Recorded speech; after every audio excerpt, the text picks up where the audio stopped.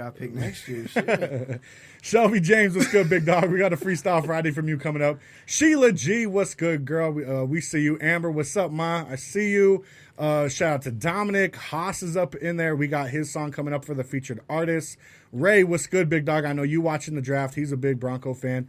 Of course, DJ Staxx is in there. DJ Vito's in there. I'm in there. Ding's in there. Oh, let me get in that shit. Rochelle, what's good? I see you. Mike Skills, what's up? Samantha, everybody that's up in the speaker chat, man. We see you. We appreciate you guys. Thank you for tuning in. I know there's plenty more people that are tuned in right now. They shy. They not up in the speaker chat. Don't be shy. Get up in there. Say what up, because we will definitely give you guys a shout out.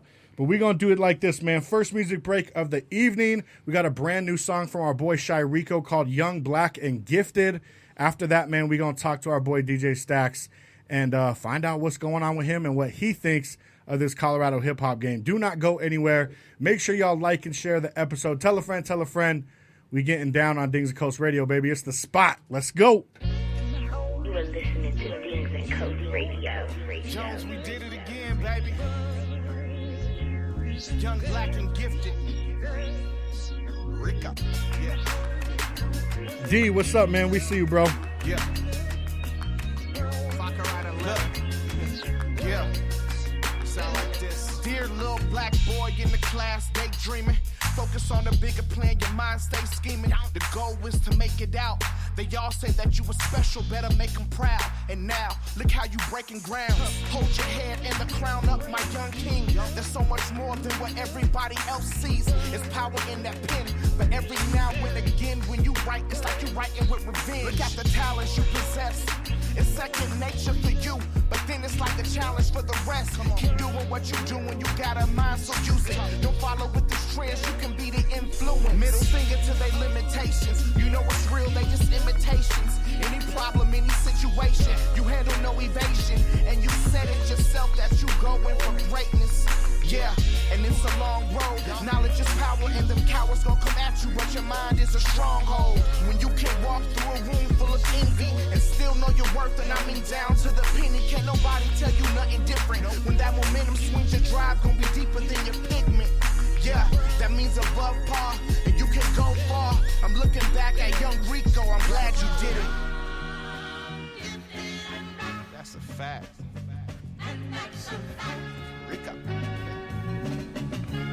You are listening to DINGS&COS Radio.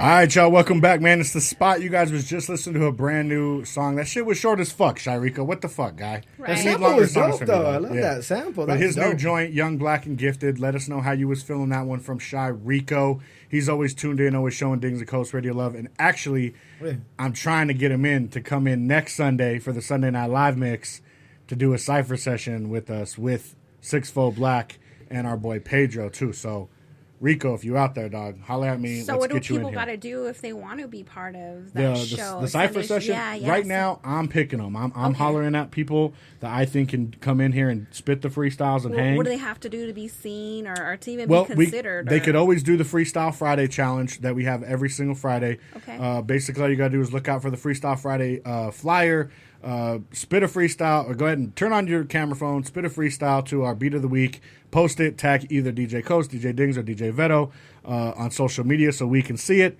and we'll play it, man. And if you keep winning shit, man, I'll definitely bring you on for the cypher session. That's what's up. And we still are doing this, man. If you can win if you 3 weeks in a row, you coming in too. onto the spot and talking to us. That's what's up. But right now, we have a very special guest, man.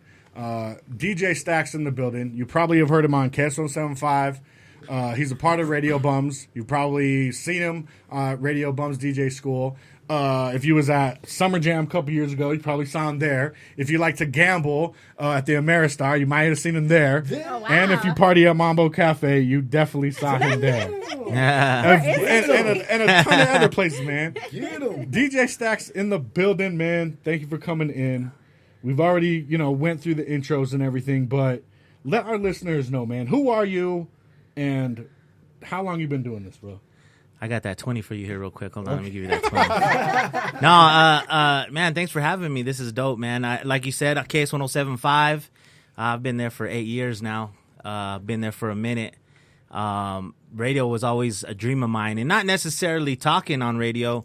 it was mixing on radio. That was my thing. I remember when I first picked up turntables, I was like, I used to listen to all the mixers back in the early 2000s, you know, Chones and Dizzy and Beds and a lot of the cats I was listening to, and I was like, man, one of these days I want to get in there and do the same thing. So I made it there, and I necessarily didn't want to talk on radio. I've been on air for like 3-4 years now. Right. So I do weekends on air there. Yeah. Which is dope. But like when I came in here, when I first came in, I was like, man, this might even be more fun because, you know what I mean? You just get you got the freedom, man. You know, Right. Commercial radio's fun, bro. It's dope. But it's like a job. You know what I mean? You got a lot of lines you got to stay within and stuff like that. So that's dope. But yeah, man, aside from that, I do clubs, parties, private parties. I always tell people I do every party under the sun. Right. Whatever makes money. So I don't care if it's in your backyard for a barbecue or if it's at the Ameristar or whatever it is, man. If it makes dollars, it makes sense. You know what I mean? So, so yeah, that's what I do that too. I've been doing, I started doing clubs in 2004. Okay. So I'm going on my 14th year of doing bars and clubs, which I just started kind of realizing that this year. Wow. I put the number on it, and I was like, man, it's been a long time. Well, within that stretch, though, I took a year off. Okay.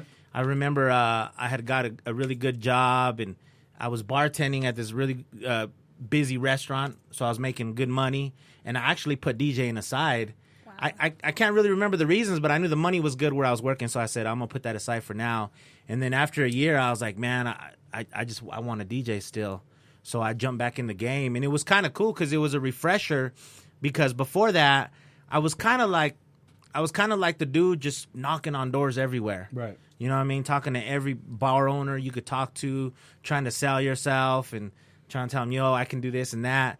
And then when I took that year off, I came back even stronger. You were hungry. Yeah, okay. Yeah. And then I made more connections the second time around. I think my first time around, I was a little inexperienced. You know what I mean? So second time I came around and I actually made connections with some of the right people and got in the right places. So yeah, I definitely was more hungry then. So yeah, I've been doing bars and clubs for a long time. And recently, the Radio Bums DJ School. Yeah, man, that thing is popping right now. So. Yeah. And honestly, I think what you and Chones are doing is such a cool thing because, you know, before I can't even think of before when, but you know, back in the day, if you was a DJ, it was a skill. It was like if you were a barber or a carpenter or something, like it's a skill. It's not something that anybody can come and do. And then, you know, the digital era comes along and, you know, laptops start becoming, involved. Serato is changing the game, all these stuff. So now it's becoming such a more broad thing where everybody can try to do it. And when I got into the game, it was kind of that transition period of getting into it, and everyone was trying to jump into it. And you had the older DJs that have been doing it for a really long time, and some of them were like, nah, man, you can't. It's like a fraternity. You can't get down with us. Like, you're not a real DJ. Yeah. And, you know, luckily I had Dings there, and he was like, yeah, bro, I could show you this shit. We could do this shit all day. And he showed me how to get it all started, and then we've grown from there. But a lot of other DJs was like, nah, bro, if you don't do turntables, if you haven't been doing this shit since back in the day carrying crates, then you can't be a DJ. So what you and Chones are doing is opening the door to a younger generation and generation of people that love music, fascinated by DJing, want to do it, and you're giving them the tools to become, you know, successful in it if they got that drive with them. And I think that's cool because before that, a lot of DJs were like, nah, man, I'm not showing you shit. Either you know how to do this or you don't, or you have to teach yourself type of situation. Yeah, right. You know what I mean? So I think what you and Chones are doing, opening the door and saying, hey, man, we are two guys that are at the top of our game here in Colorado, and we want to share the knowledge. I think that's great. So what you guys are doing, what Mile Heights DJ Supply and Hijinks and what they're doing over there, I think that shit is dope as fuck, man. So I definitely applaud you for that. So where's this located at? Or is it open to the public, or can you back up? Yeah, it's open. We're operating now. We're off of like 72nd and Federal. Okay. So basically like 71st and Irving, it's back in like a little industrial area. We're in one of the office buildings. So we got an 850 square foot like office type of building that we use. Has a few rooms, a waiting room. We got a classroom.